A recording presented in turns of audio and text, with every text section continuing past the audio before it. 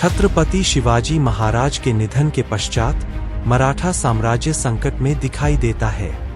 मुगल सम्राट औरंगजेब को लगता है कि अब स्वराज टूट चुका, लेकिन शिवाजी का साहसी बेटा संभाजी महाराज, जिसे छावा यानी शेर का बच्चा कहा जाता है, इतिहास के पन्नों से निकलकर सामने आता है।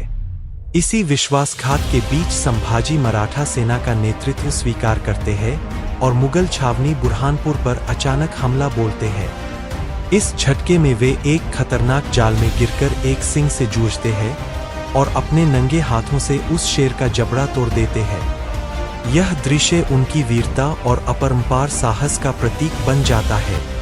बुरहानपुर की विजय के बाद संभाजी को येसुबाई, उनकी पत्नी, द्वारा स्वागत मिलता है और उनका शाही ताज पहनाया जाता है।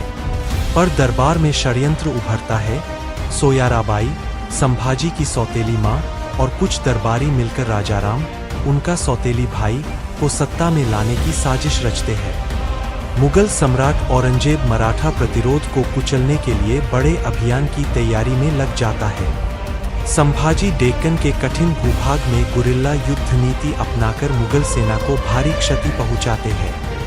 इसी बीच औरंगजेब के पुत्र मिर्जा अकबर विद्रोह के लिए संभाजी से कूटनीतिक संपर्क करता है, लेकिन दरबार में विश्वासघात और बढ़ते हैं और षड्यंत्रों की तह खुलती है।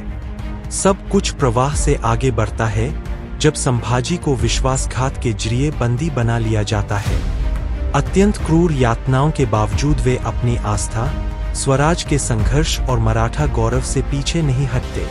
इस दृश्य से दर्शकों में पूरी कहानी की गंभीरता और वीरता की भावना जागृत होती है। संभाजी की मृत्यु के बाद येसुबाई राजाराम को छत्रपति बनाती है और मराठा प्रतिरोध जारी रहता है।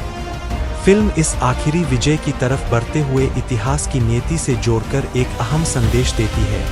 स्वराज की लड़ाई ने पूरे साम्राज्य में गूंज फैलाई और मुगल साम्राज्य 3 दशकों में ढह गया। स्वतंत्र भारत की नींव पक्की हो गई। छावा सिर्फ एक ऐतिहासिक युद्ध नहीं, यह साहस, बलिदान और आत्मा की आवाज है।